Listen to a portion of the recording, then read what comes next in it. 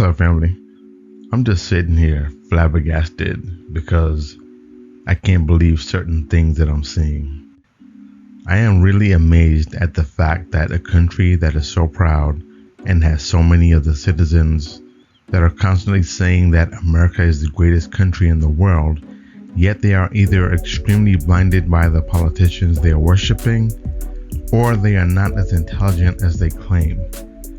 How can you support a system that has the nerve to call out humanitarian violations when they themselves create all of them within the borders of this country?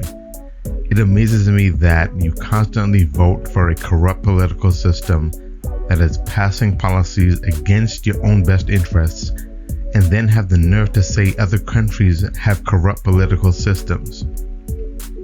Now, they do not care about you because they are always ignoring what Americans want to pass what they want to. You will need to erase the hate that your politician lord told you to have, and think about what all of this will do to your children in the future.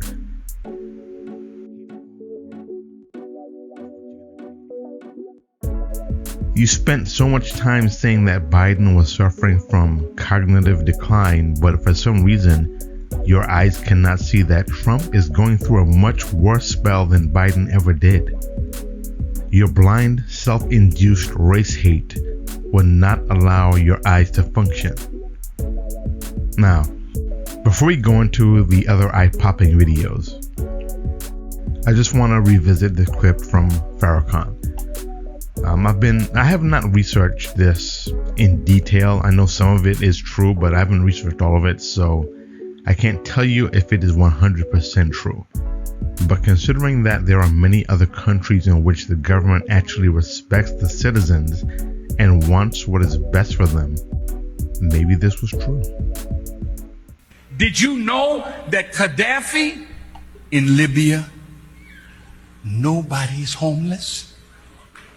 Listen, everybody in Libya has either a home or an apartment. They call it a flat. Did you know education in Libya is free from kindergarten through college? And did you know that if a Libyan wanted to come to America to be educated, the government in Libya paid for their education? Did you know that? I was there when he opened a $500 million hospital with 18 theaters for operation. I was there, and we went when he was making their own medicines. See, this was a man that gave free medical attention to all the citizens of Libya, and if Libya did not offer that kind of medical attention, they could fly anywhere in the world and get it, and the Libyan government would pay for it. Did you know that? No, you didn't. Did you know that from the oil money, every Libyan citizen got a stipend? Did you know? Anyways, I don't know what happened to that video anyways, but listen, so any of you that are against universal health care, and I know that you believe that these countries just pay an exorbitant amount for taxes and everything, that's not true. My suggestion to you is to fully research what universal health care would be, because your politicians have told you to believe a certain thing, but in reality, what you believe is not what the truth is.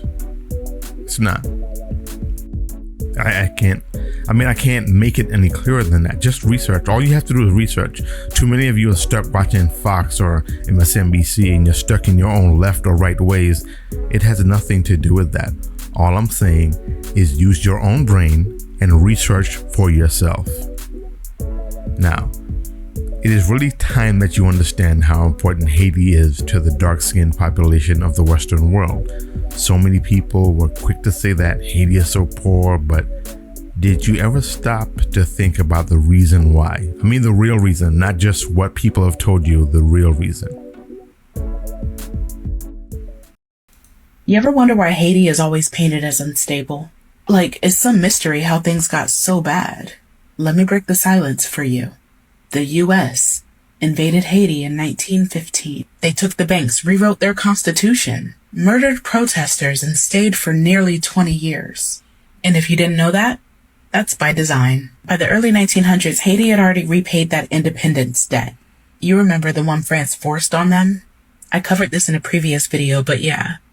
France forced Haiti to pay reparations for freeing themselves. But now, American banks wanted a cut. The U.S. was worried about instability, but what they meant was business instability. So when Haiti's president, Vilbrun Guillaume Sam, was killed in a revolt, President Woodrow Wilson sent in the Marines, not to protect the Haitian people, but to protect U.S. assets. They landed in Port-au-Prince in 1915, and they didn't leave until 1934. Once there, the U.S. military took control of Haiti's customs houses, their treasury, and the National Bank. Then they rewrote Haiti's constitution, specifically to allow foreigners to own land. Sound familiar? They dissolved parliament, censored the press, and re-established forced labor. Thousands of Haitians were rounded up to build roads. And when they resisted, the Marines opened fire. In 1919, they massacred over 2,000 Haitians in a single campaign.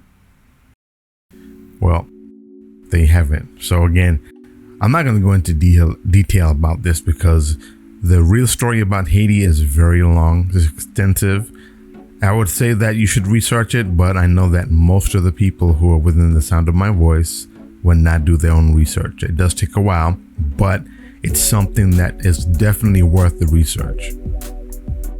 Anyways, people, let's go to the next video. So I just want to present this here so that those intelligent people who watch the video can all be on the same page. There's always more to a story, and again, if you're collectively that intelligent, you should have a system of research and not just believe the lies that your political lords tell you. Let's talk about 3 myths regarding African slavery. The reason this is important is because if you've ever brought up the transatlantic slave trade to an American or European, often you'll hear things like, oh, Africans sold their own people, or things like, for instance, oh, slavery was always practiced in Africa.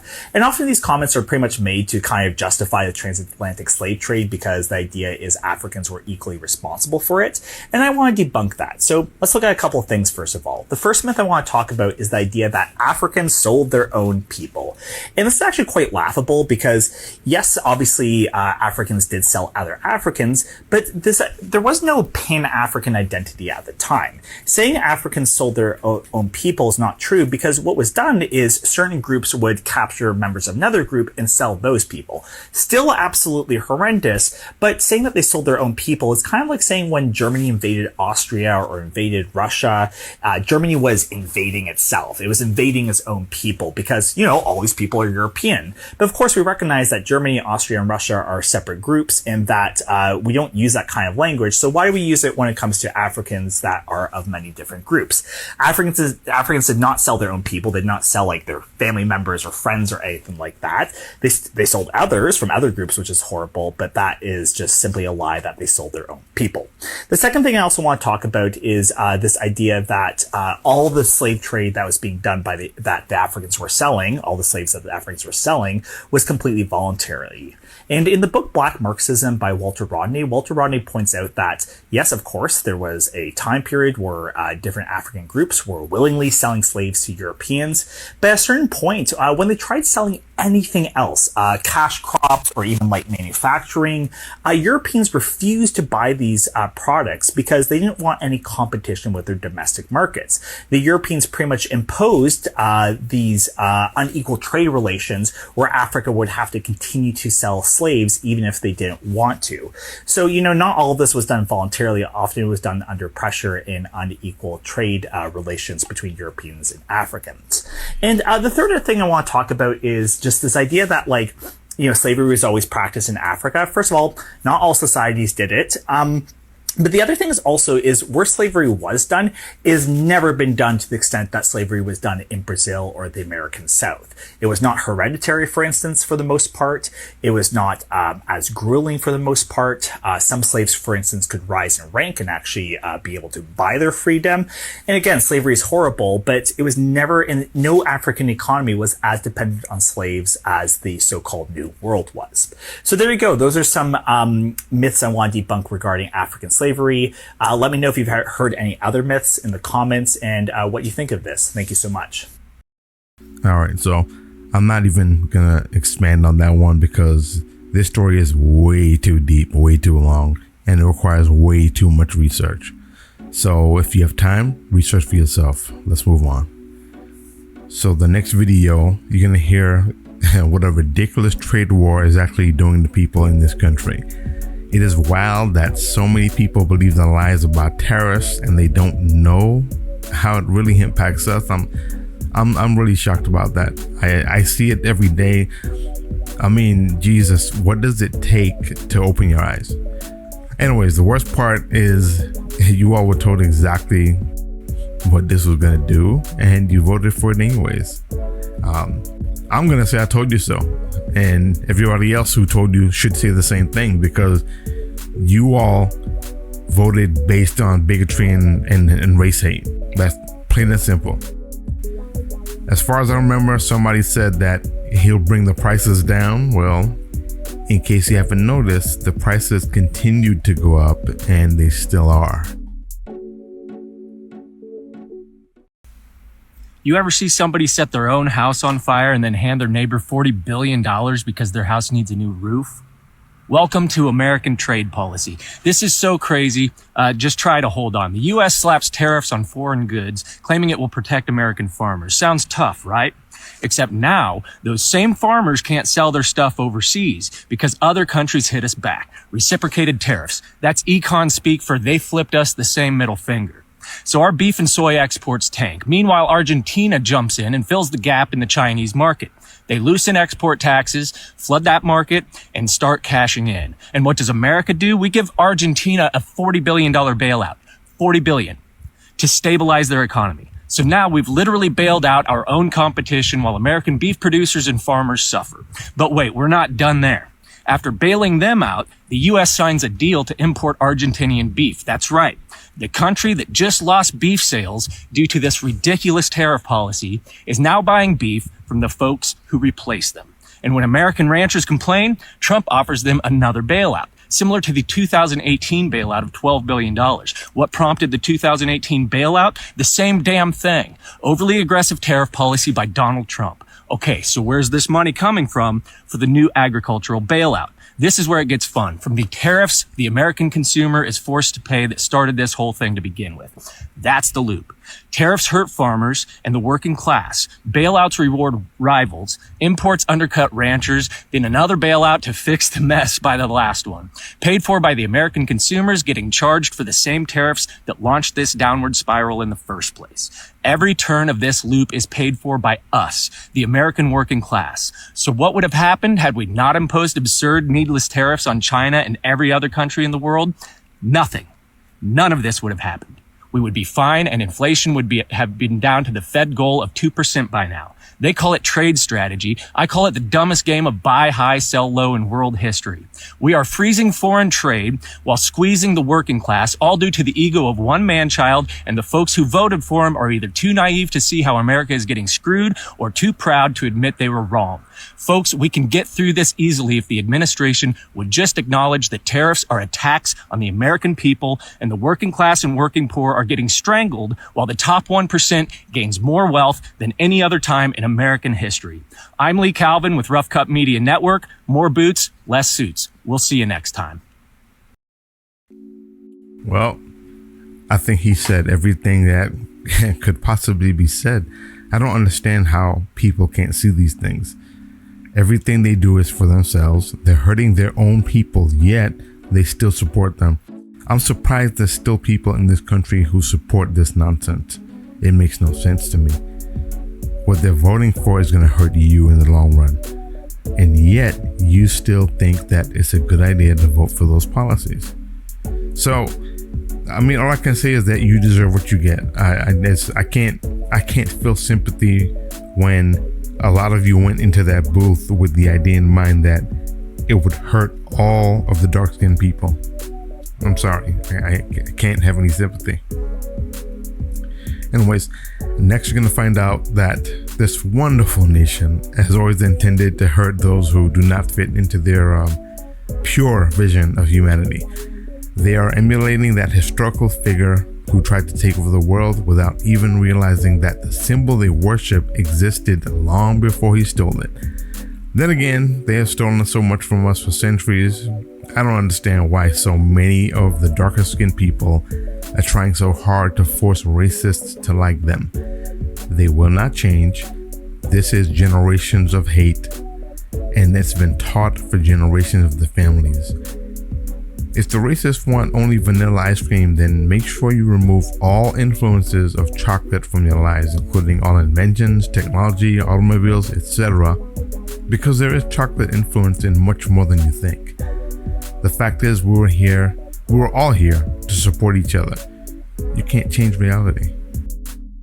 But America helped Hitler. Here's the part that I don't like. It's the blatant, overt hypocrisy. You know BMW? You seen the BMW? Yeah, good old Hitler. That's Nazis. Mercedes, you like those? Adolf Hitler, Nazis. Krispy Kreme donuts, partially founded, Nazis. God damn. Let's cut the cap. Knock this off. He helped to kill some of our people too in the Holocaust. They don't talk about the African Germans who were there. Don't get this twisted. He learned a lot of what he learned as it pertains to the sterilization, and particularly with needles, from California, from this state, what it was doing to the over 20,000 black and brown women in the prisons. Adolf Hitler gave the credit to California for that part as it pertains to the eugenics movement. He learned a lot of that from here. Wait. If y'all really want to go there, you helped him. The swastika didn't come from the Nazis. The swastika was an Indian symbol of peace. That symbol is used all throughout Africa. That symbol is used in Ethiopia. That symbol is used when it comes to the pyramids in ancient Kemet. That symbol was used by our people for peace and tranquility and good faith and love and all these positive affirmations long before Adolf Hitler and the Nazis took it over and stole it. That symbol was used by the Navajo tribe here in Phoenix, Arizona, bro. Middle of the 1940s, they had to remove it. Coca-Cola used to use a swastika. There's a swastika city in New York.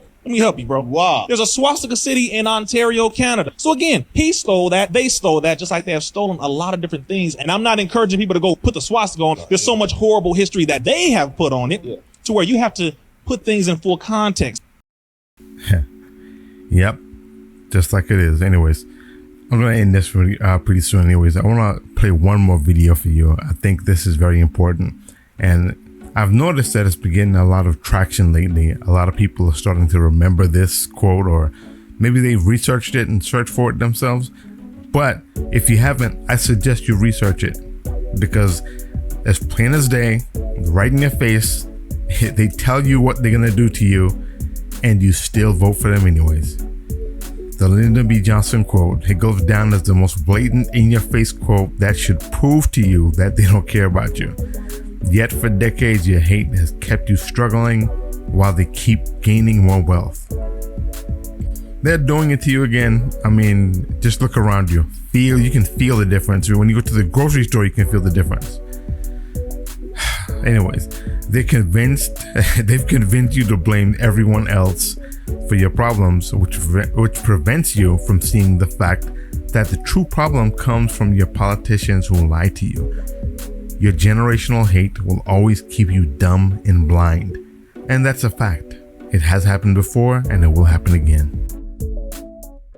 Time to stop falling for the trick. Most people have never heard of this quote from President Lyndon B. Johnson, but it might be one of the most honest things any U.S. president has ever said about racism. He said, if you can convince the lowest white man that he's better than the best colored man, he won't notice you're picking his pocket. Hell, give him somebody to look down on, and he'll empty his pockets for you. Now, LBJ wasn't talking about feelings. He was exposing a system. It's a psychological trick that has been used for centuries to convince poor white Americans into supporting policies that harm them. Racism has always served as a distraction, a smokescreen. While the working class is taught to resent or fear black people, immigrants, or marginalized communities, they completely overlook the real cause of their suffering. The wealthy elite robbing them blind.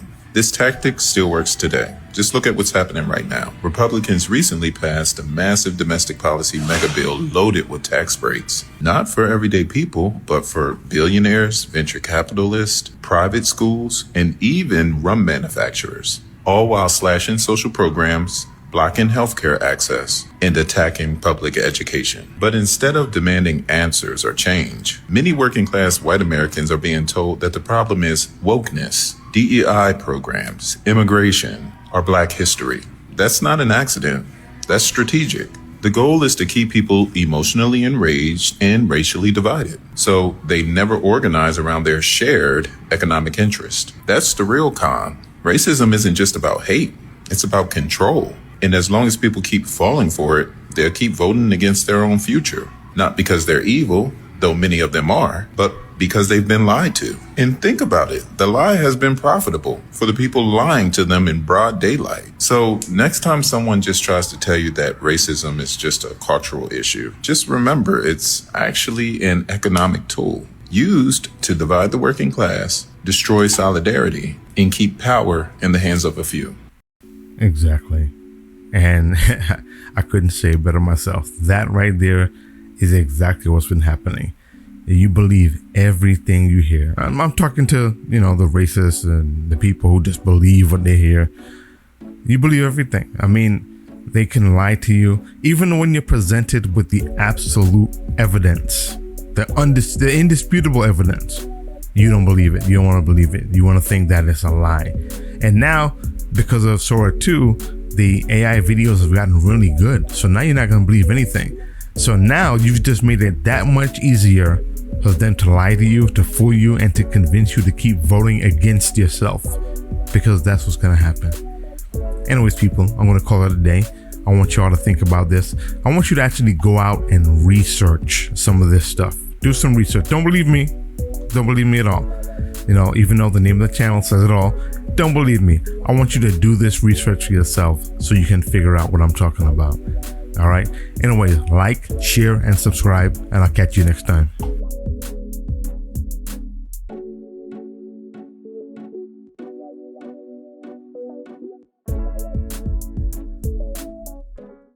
Never thought that I would leave my face. Oh, I never thought that I would leave my